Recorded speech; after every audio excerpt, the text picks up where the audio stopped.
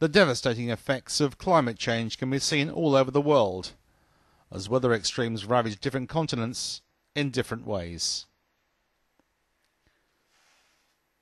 Speaking at the Royal United Services Institute in London, the UK Special Ambassador on Climate Change outlined the scale of what was needed to be done to shift our economic energy model. What's needed is a greater and more urgent mobilisation of financial, technological, intellectual and political resources than it took to win the Cold War. A degree of mobilisation across the economy of which we have no experience in peacetime. That mobilisation has yet to begin. It needs to begin in the industrialised economies, especially those of Europe and the US, the NATO area if you like, where at the moment it is least difficult to bring together the capital, the technology and the institutional capacity that will be required to trigger a global transition to low carbon. He and others believe the biggest threat will be for countries in South Asia. Last year, a distinguished group of retired generals and admirals in the United States described climate change as a threat multiplier.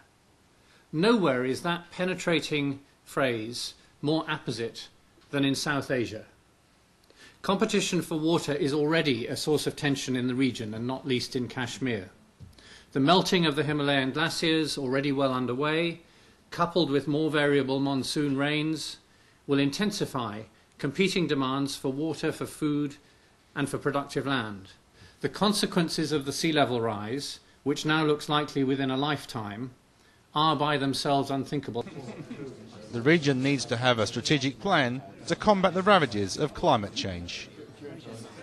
South Asia is a region that cannot afford an unsuccessful response to climate change, and yet outside Bangladesh and the Maldives there is little sign that this has been widely understood in the region itself. There's been a lot of effort to persuade rich countries that they should do more to help the region adapt to the consequences of climate change, and it's right and it's understandable that we should do that.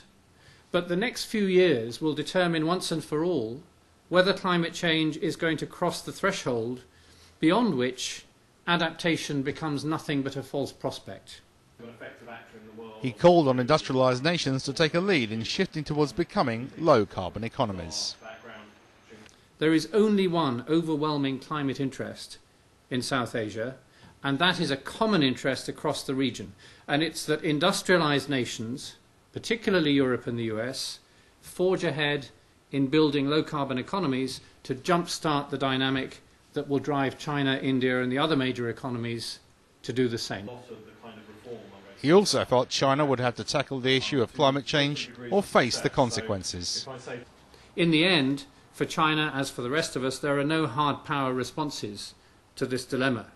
All the major economies, including China, need to break from business as usual to find a path to low carbon prosperity. But if we want China to do that, again, we in the industrialised world need to accelerate our own progress along that path. Overall, he says action has to be taken now, and that the impact of climate change is a current threat and not one that will happen in the future. He demands positive steps be taken immediately if its devastating impact is to be reduced in the future.